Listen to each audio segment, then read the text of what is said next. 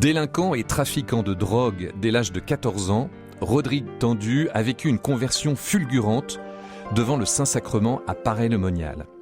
Aussitôt, sa vie va basculer. Il devient éducateur spécialisé dans les foyers des apprentis d'Auteuil, puis dans l'association Le Rocher. Aujourd'hui, il est président d'une association qui a pour objectif de faire rencontrer des personnes aux parcours différents. Rodrigue, bonjour. Bonjour Arnaud. Vous êtes originaire de la République démocratique du Congo, vous avez 40 ans, vous êtes marié, vous avez 3 enfants et vous habitez Rueil-Malmaison. Oui, c'est ça Arnaud. Alors, avant de nous expliquer comment Dieu a changé votre vie, j'aimerais que vous nous racontiez votre enfance et comment vous avez été pris dans l'engrenage de la violence. Ok, moi, je suis issu du quartier 93 à Bondy, où j'ai grandi. Après dans ces quartiers, on voit bien, l'école primaire se passe relativement bien.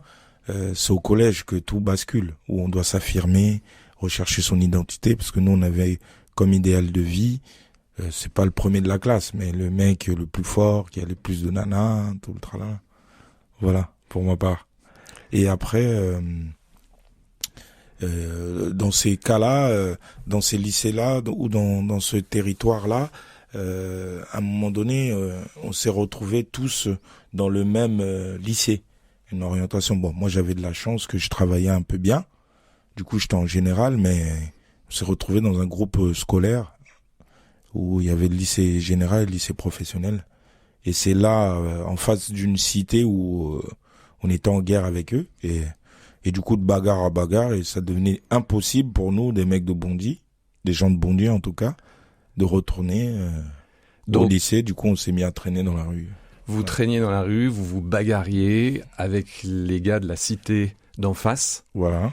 Et vous êtes petit à petit pris dans une espèce d'escalade de violence où vous vous affrontez.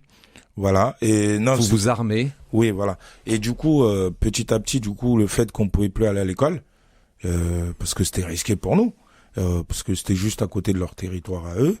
Donc tous les gars de Bondy qui étaient scolarisés dans ce lycée, on commençait à traîner ensemble. Du coup, dans ces territoires, petit à petit, on a commencé à voler, faire des cambriolages. Et dans les maisons, on trouvait des armes, on les gardait. Et en étant armé, on est plus fort. Et du coup, petit à petit, on est monté dans l'échelle de la délinquance jusqu'à tenir des points de deal, des trafics de drogue et en même temps tomber dans l'addiction. Voilà. Non seulement vous vendiez de la drogue, mais en plus vous en consommiez. Voilà, parce que quand tu vends de la drogue, c'est compliqué. T'es tout le temps sous tension, de pas être pris. T'es tout le temps préoccupé en fait. Et du coup, la drogue permet de tenir cette pression. En tout cas, quand tu gères un point de deal ou des business comme ça, où on se faisait pas mal d'argent quand même. Vous faisiez combien d'argent par jour? Moi, j'étais à 2500, 3000 euros. Voilà. Un salaire mensuel que vous pouviez gagner chaque jour. Oui, en une journée. Et on voit bien la difficulté aujourd'hui d'insérer ces mecs-là. Voilà. Et c'était notre quotidien, en fait. Et dans votre quotidien, un jour, vous rencontrez des sœurs que vous croisez par hasard dans les cités. Oui. Et effectivement, ces sœurs-là, elles sont venues dans le lieu où on dealait, nous. À Bondy. Voilà, à Bondy. C'est des sœurs de la communauté de l'Emmanuel. Elles voulaient habiter le quartier. Moi, je savais pas pourquoi, mais elles se sont senties appelées. Et moi, j'avais beaucoup d'amis musulmans. Et ces sœurs, quand elles sont rentrées, au départ, c'était bizarre quand même. Des sœurs dans ce lieu-là, en disant que non, on vient visiter le quartier. Du coup, on les a fouillées. Et moi, à cette époque, j'habitais avec ma grand-mère, qui est une catholique fervente, qui allait tout le temps à la messe. Et je me suis dit, je voulais pas que les sœurs, si ils sont dans la même paroisse que ma grand-mère, disent que ils m'ont vu dans ces lieux-là. Et du coup, j'aurais dit, une fois qu'on les a fouillées, on a bien compris que c'était des sœurs. J'aurais dit, mes sœurs, priez pour moi, mais dégagez d'ici, voilà, tout en pensant que ça marcherait pas. Voilà. Et ces sœurs ont eu l'audace de vous emmener à Paray-le-Monial un jour. Et dans le quartier, à chaque fois que je voyais ces sœurs, elles étaient, voilà, elles me disaient, Rodrigue, tu sais, il faut que tu changes d'amis, on prie pour toi, voilà, moi j'y croyais pas du tout. Et un jour, on s'était battu lors d'une fête de la musique, mais c'était vraiment chaud, et moi j'ai eu peur d'aller en prison ou qu'il y ait un meurtre, quelqu'un qui est mort. Et voilà, et en cité, en fait, tout le monde est croyant. Il n'y a pas d'athée, tout le monde est croyant. Et tout le monde, dans ces moments-là où il maîtrise plus rien, il cherche un réconfort chez Dieu. Et à travers ça, j'ai dit à cette sœur si elle pouvait m'ouvrir l'église. Elle m'a ouvert l'église, et là j'ai senti une grande force. Et pour la remercier, ben j'ai répondu à son invitation d'aller à Paray-le-Monial, ouais, effectivement. Alors vous n'êtes pas parti les mains vides, parce que vous aviez emmené quelques munitions, un peu de drogue quand même pour tenir le coup, puisque vous étiez addict à ce moment-là. Oui, effectivement, j'étais très addict au cannabis. Et moi, je le faisais pas pour prier, mais je faisais ça pour... on est des hommes de parole, nous. Hein, donc ça veut dire que merci de m'avoir ouvert l'église, donc je vais te rendre. Voilà, je vais aller dans ton invitation, mais je vais aller avec ce que je suis, avec mon addiction. Et du coup, je m'étais préparé à fumer, voilà. Parce que je fumais quand même assez... Hein, dans les 18, 15 joints par jour. Et donc ces sœurs vous emmènent devant le Saint-Sacrement. Voilà, arrivé à Paray-le-Monial, donc je savais même pas c'était quoi moi, parce que ça faisait longtemps, j'ai fait ma communion, mais la confirmation ça a été très compliqué parce que ça tombait au même moment que les entraînements de foot, du coup j'avais choisi le foot, vous comprenez bien, et du coup... à Paray-le-Monial, devant il y a eu le Saint-Sacrement. Moi, je savais pas, j'ai vu une boule. J'ai senti une grande force et à travers cette boule, j'ai commencé à pleurer. Je me suis mis à genoux à demander pardon.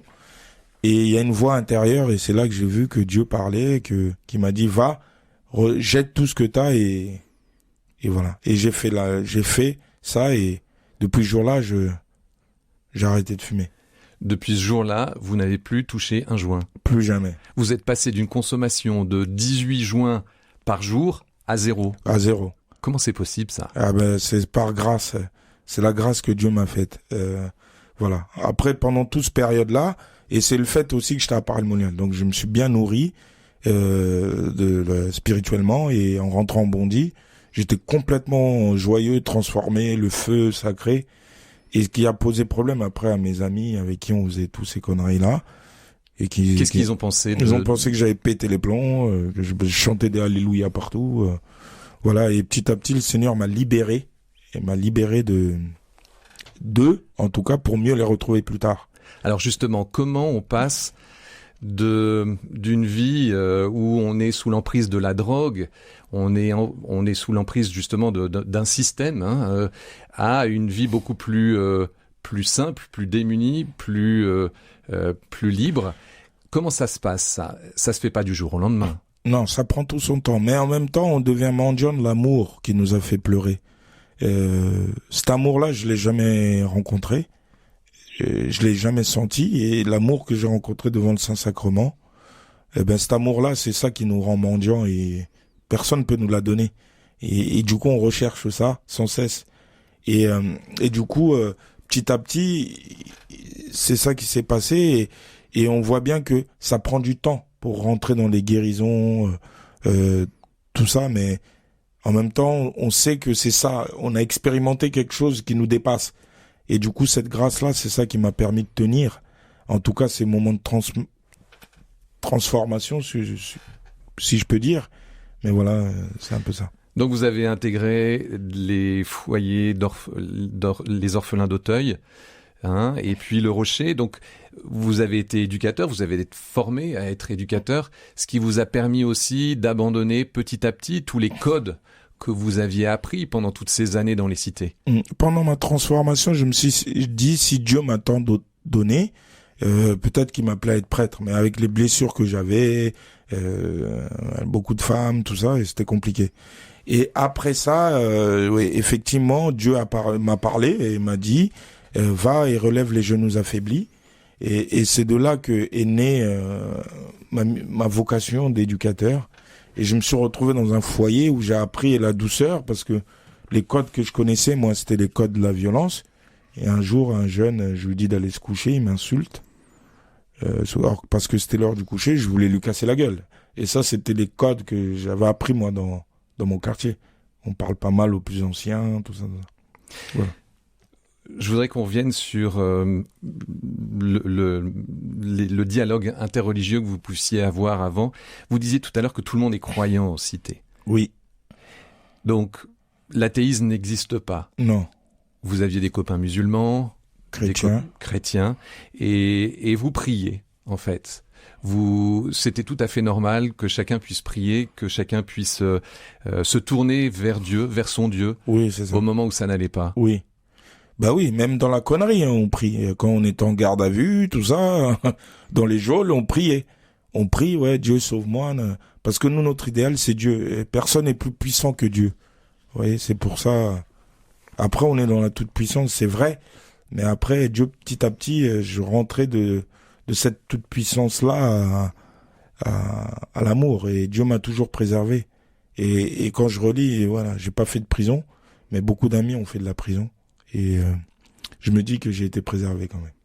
Donc aujourd'hui, vous êtes président d'une association, hein, vous disiez, qui a pour objectif de se faire rencontrer des personnes assez différentes.